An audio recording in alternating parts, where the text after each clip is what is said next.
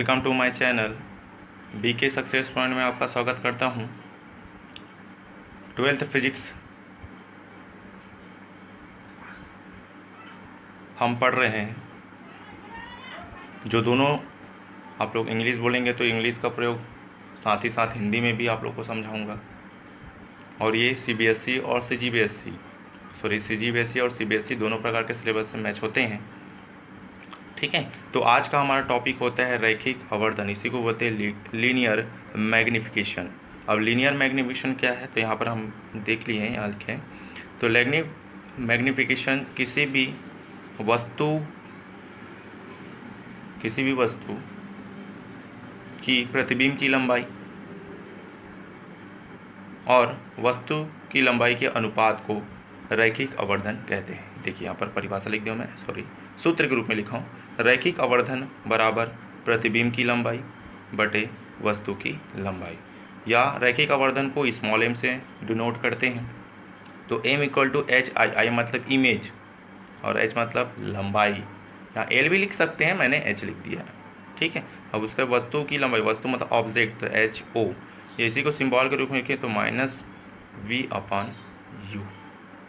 ठीक है, बस आप लोग को प्रतिबिंब की लंबाई याद रखेंगे हमेशा कि अवतल दर्पण पर प्रतिबिंब कहाँ बनता है, पीछे बनता है। अब ये कैसे समझ आ रहा है, तो मैं आप लोग को बता दिया हूँ कि अवतल दर्पण और उत्तल दर्पण का सूत्र में बताया हूँ कि डायग्राम के थ्रू हम समझते हैं कि अवतल दर्पण पर प्रतिबिंब कहाँ बनता है, पीछे बनता है, और वस्तु भी क्या बनता है, पीछे बनता है। ठीक है, तो यहाँ पर m = क्या हो जाएगा, -V/U। ठीक है, अब आते हैं दर्पण को उपयोग देखेंगे। ठीक है, तो दर्पण के उपयोग सबसे पहले हम देखते हैं समतल दर्पण का। तो समतल दर्पण का पहला उपयोग है कि समतल दर्पण का उपयोग हम चेहरा देखने के लिए करते हैं। जो ड्रेसिंग टेबल होता है उसमें प्रयोग किया जाता है, या किसी भी प्रकाश किरण के पथ को मोड़ने के लिए समतल दर्पण का प्रयोग किया जाता है। ये आप लोग कॉपी में लिखेंगे भाई, है ना। मैं आप लोग को समझा रहा हूँ, मैं लिखा नहीं हूँ यहाँ पर, आप लोग कॉपी में बिल्कुल नोट्स में लिखेंगे। अब आते हैं अवतल। तो अवतल दर्पण का पहले तो दाढ़ी बनाने के लिए करते हैं, ये समझना है पहले, है ना। डॉक्टर आँख, नाक, कान, गले आदि अंगों को देखने के लिए भी अवतल दर्पण का उपयोग करते हैं, ये आप लोग को समझना है। और एक होता है कि अवतल दर्पण का उपयोग सर्च लाइट, मोटर वाहनों के हेडलाइट, दूरदर्शी,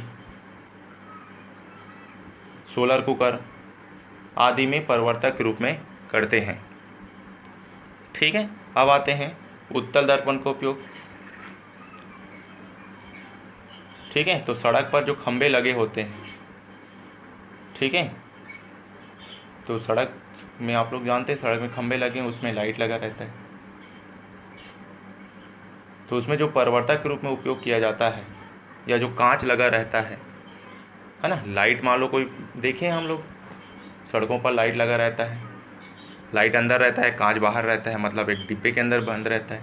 वो जो कांच होता है वो किसका होता है, उत्तल दर्पण का रूप में बना रहता है। ठीक है, उसके बाद स्कूटर है, कार है, बस है आदि वाहनों में ड्राइवर आगे या पीछे ही देखने के लिए जो दर्पण लगा रहता है, जैसे हमारे बाइक में लगा रहता है सामने, वो भी किसका है, उत्तल दर्पण का है।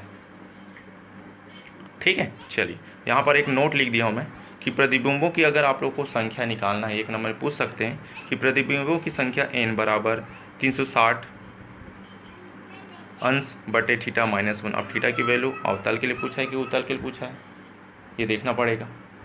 ठीक है, तो बस ये नोट याद रखिए कि प्रतिबिंबों की संख्या बराबर n = 360 बटे थीटा -1 होता है। अब हम देखेंगे एक क्वेश्चन है, बहुत इंपॉर्टेंट क्वेश्चन है। कोई वस्तु 15 सेंटीमीटर वक्रता त्रिज्या के अवतल दर्पण, किस पर बोला है, अवतल दर्पण से, पहला लिखा है 10 सेंटीमीटर और दूसरा है 15 सेंटीमीटर की दूरी पर रखी गई कोई वस्तु कहाँ रखा रहता है, याद रखिए, वस्तु मतलब दर्पण से, या है ना, वस्तु से, या ऐसा बोल सकते हैं दर्पण से वस्तु की दूरी क्या मानते हैं, U मानते हैं। और प्रतिबिंब की दूरी क्या मानते हैं, v मानते हैं। तो बस आप लोग को थोड़ा ध्यान रखना है। तो उसके बाद लिखे प्रत्येक स्थिति में प्रतिबिंबों की स्थिति, नेचर मतलब प्रकृति तथा आवर्धन क्षमता, अभी जो निकालें आवर्धन क्षमता m बराबर, उसको हमको निकालना है। ठीक है, ध्यान से जल्दी जल्दी देखिए, मैं इसको प्रूव करने का प्रयास कर रहा हूँ। दिया है, सबसे पहले दिया है, तो ये आप लोग ध्यान देंगे क्या दिया है। एक वक्रता त्रिज्या, वक्र त्रिज्या मतलब r का मान कितना दिया है, 15 सेंटीमीटर। तो हमने सूत्र पढ़ा है F इक्वल्स टू क्या होता है, r/2, मतलब 15/2, 15/2 मतलब 7 दूनी 14 1 5, 5 दूनी 10 सेंटीमीटर। आ रहा है, समझ में आया। अब हम निकालेंगे दर्पण का सूत्र। तो दर्पण का सूत्र लगा देते हैं, क्या होता है 1/f equals to 1/u plus 1/v, ये होता है दर्पण कोण। एफ की वैल्यू पता चल गया। अब पहला पॉइंट देखिए, पहला पॉइंट क्या दिया है, u का मान कितना दे दिया है हमको, 10 सेंटीमीटर। अब यहीं पर थोड़ा से आप लोग को ध्यान देना है, दर्पण कौन सा है, दर्पण कौन सा है जी, अवतल दर्पण है। तो अवतल दर्पण में याद कीजिए वस्तु कहाँ था, पीछे तरफ था, तो कहाँ से नापना है आपको, जो दर्पण है वहाँ से नापना है। मतलब u की वैल्यू कितना है, यहाँ देखेंगे -10 सेंटीमीटर, यही आपको समझना है। ठीक है, मान रखेंगे अब, तो ये हो जाएगा 1/7.5 बराबर 1/-10 प्लस 1/v हो जाएगा। फिर यहाँ देखिए, तो 1/v इक्वल्स टू पक्षांतर करेंगे तो 1/7.5 माइनस, देखिए यहाँ पर क्या है, एक बार और देख लेते हैं, माइनस इधर पक्षांतर क्या हो जाएगा प्लस, ये हो जाएगा +1/10। ठीक है, हल करने नहीं आता, इस पॉइंट को हटा दीजिए, तो 1/10 बटे कितना हो जाएगा 75 धन 1/10। लघुत्तम ले लेते हैं, लघुत्तम है लघुत्तम है। ठीक, ये कट रहा है तो काट देते हैं, कट रहा है क्या, अच्छा बिल्कुल कट रहा है। कितने से कट रहा है, 5 से कट रहा है, ये हो गया 5 दूने 10। इसको ले लेते हैं 5 का 5, 5 दूने 10 ज़्यादा हो जाएगा, तो 5 का 5, कितना 5 सत्ते 35, बिल्कुल है। ठीक है, चलिए फिर आगे बढ़ते हैं, इसको लिख लेते हैं फिर से। ये कितना बच गया, 2/17 धन 1/10। ठीक, अब यहाँ पर फिर देखिए F इक्वल्स टू हमने क्या पढ़े हैं, r/2। ठीक, तो r की वैल्यू कितना था 7.5। अब फिर से सोचिए, अवतल दर्पण के लिए फोकस दूरी फिर से कहाँ बनता है, पीछे। तो F की वैल्यू क्या हो जाएगा -7.5। ठीक, तो 7.5 रखो, ये हल किए थे, तो यहाँ क्या लगाना है आपको, माइनस लगाना है। ठीक, समझ में आ रहा है। चलिए अब देखते हैं थोड़ा सा, ये 17 और 10 है, कितना है 17 और 10 है।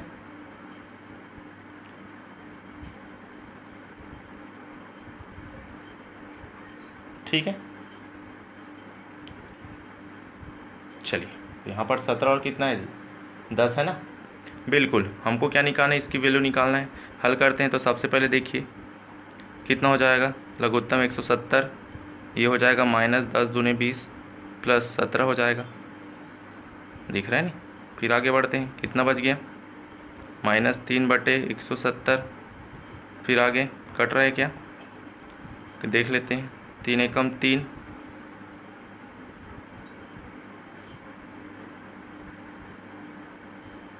ठीक है।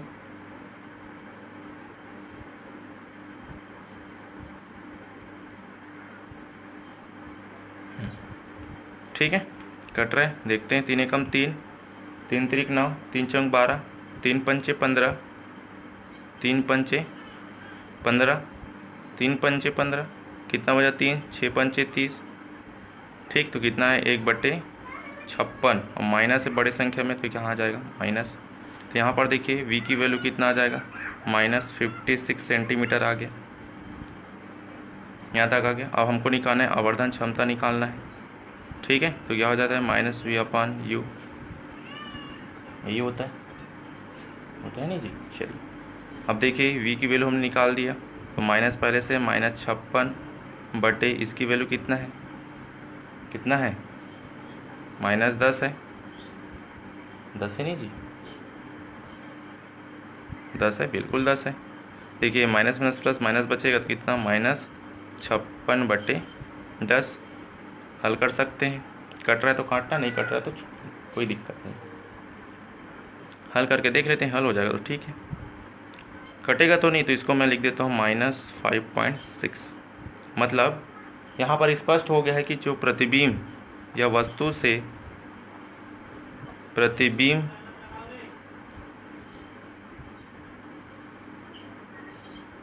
की दूरी जो है कितना है, कितना दिया था हमको, कितना आया था हमारे पास, -57 सेंटीमीटर है, यही आया था, यही था, है ना। तो m की जो वैल्यू आया है वो क्या है, निगेटिव आया है, नेगेटिव आया है, ठीक है। तो यहाँ पर क्या है, m की जो वैल्यू क्या है जी, नेगेटिव आया है, इसका मतलब ये हो गया, है ना। तो हमको उसकी प्रकृति पूछा था, ठीक है। तो याद रखना क्या है, निगेटिव है मतलब क्या होगा, वो वास्तविक होगा, ठीक है। ये हो गया पहला part. Second part B point जो लिखा हूँ उसको आप लोग को हल करना है, ठीक है। और हल को मेरा वीडियो देखने के बाद तुरंत बनाकर आप लोग ग्रुप में भेजेंगे या मेरे पास पर्सनली मैसेज कर सकते हैं। Thank you.